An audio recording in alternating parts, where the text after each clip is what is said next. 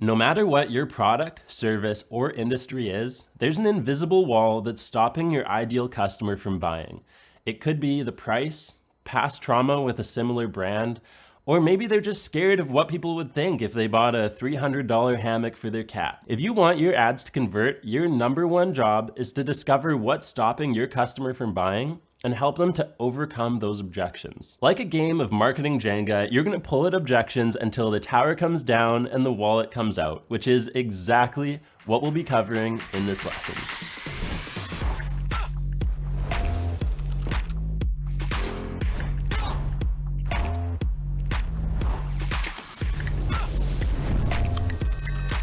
If you want people to buy your product, step one is understanding what's stopping them. And it's not always what you think. In the 1990s, P&G launched Febreze as a way to get rid of bad smells in the house, and it was a flop. But before they swept the entire project under the rug, they did some research to see why people weren't buying. They visited a woman living with her 9 cats. The researchers said that the entire interview, they were trying not to gag at the disgusting smell in the house. Clearly, this was their ideal customer. But when they asked about the stench, she replied, "Isn't it wonderful? My cats hardly smell at all." People were so used to the smell in their house that they didn't think they needed Febreze at all. They were trying to knock down the wrong objection. When P&G changed their marketing from "get bad smells out of fabric" to "the finishing touch to a clean house," they went from a flop to literally $1 billion a year in sales. If you want to scale your business, first, you need to understand what's stopping your customer from buying and help them to overcome the objection. Another great example of this comes from Peloton. When you think of workout equipment, the first thing that comes to mind is a Bowflex that turned into a dusty clothing rack. Since people are willing to pay practically anything to be healthy and have the body of their dreams, the number one objection for Peloton and nearly every other workout brand faces isn't actually price, even though it is expensive. It's the fear that it won't be used. For this reason, the majority of their marketing shows regular people talking about how they work the bike into their daily routines. They want people to know how easy it is to hop on at any time. So when their potential customer watches an ad with Shirley, who has 4 kids and still manages to squeeze in cycles, they're able to overcome the objection that they won't use it. They still have other objections like the price, the quality, and the results, but if they can convince people that they'll actually be able to commit to getting their sweat on every single day, hitting their health goals, and having more energy, the other objections are gonna fall like dominoes. This is an extremely important thing to remember. Although your customer will likely have several objections, in almost all cases, there is one thing that if you can convince them is true, will make the Jenga tower fall. So, how do you apply these lessons to your own business? First, you have to identify what the objections are for your product. I'm gonna give you a list of all of the most common objections that people have when they're buying a product or service. Price. Is it worth what you're saying, and can I justify spending that much right now, even if money is tight? Trust.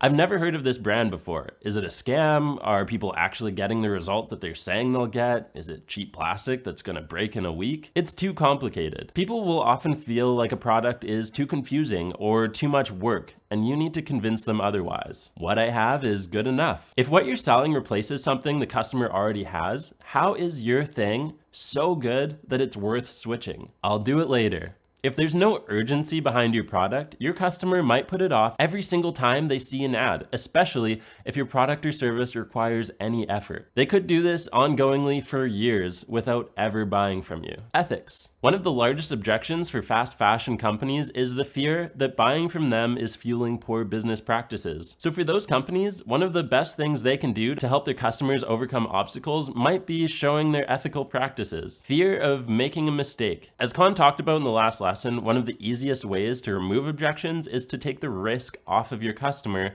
by offering a guarantee. We'll talk more about that in a minute, and don't worry, all of these objections are in your workbook, so if you want a refresher, hit the workbook and you'll see them in there. These are just some of the most common examples, but chances are the objections for your product or service have already popped into your head and you have a clear idea of the hurdle that you need to help your customers overcome. So, what are the ways that you can get them there? The number one way to change someone's mind is always proof. When we launched our first course, we were telling people that they could get 1 million views organically on social media. And of course, the objection was, This will never work for me. They saw us with decades of experience and thought, of course you can do it. You've been doing this for years and you have $100,000 in camera gear. The tipping point for that product was when we had a student who was 60 years old and had never posted a video in his entire life get 10 million views and 100,000 followers in a month after taking the course.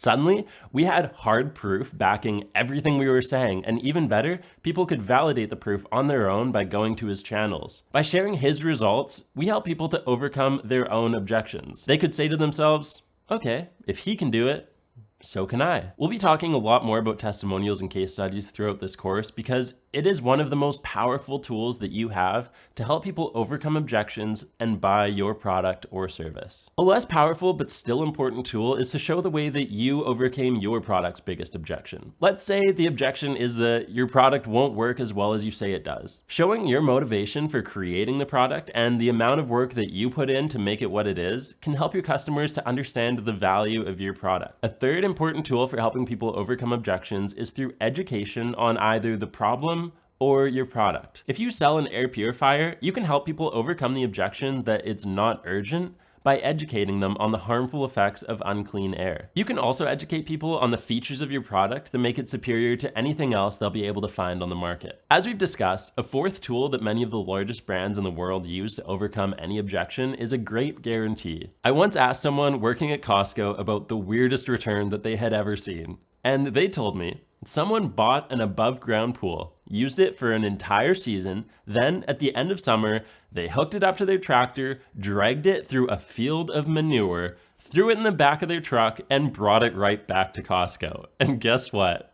They got all their money back. Now, you're not gonna get many people taking advantage of your guarantee to that extreme, but you better believe I have spent so much money at Costco since hearing that story because I don't have to worry about whether I'm gonna like the thing that I buy. Finally, one of the most valuable ways to overcome a price objection is by framing your product in a way that makes it feel free or even like it's making the customer money.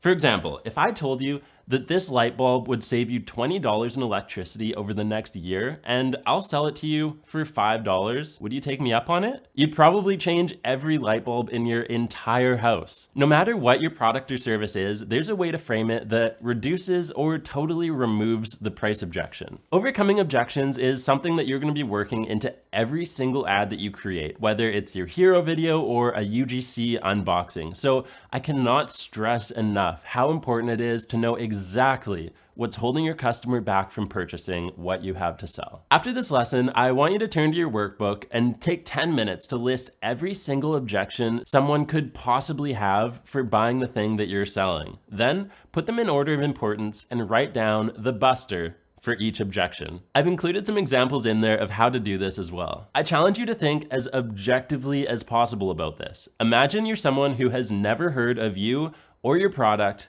and be brutally honest with yourself. Here's what this challenge might look like for a piece of workout equipment. Objection number 1, I'm not actually gonna use this. Solution, here's Shirley who has 4 kids, 2 jobs, and still gets on her exercise equipment 15 minutes before bed every night. If she can do it, so can you. Objection 2, it's too expensive.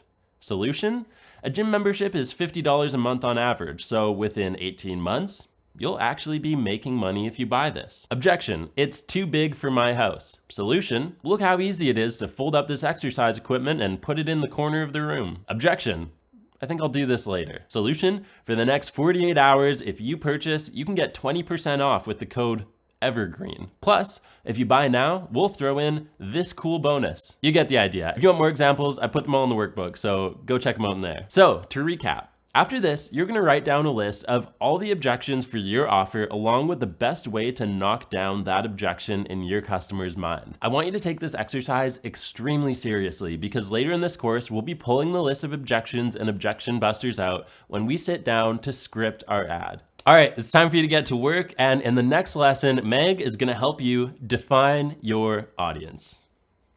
Bye.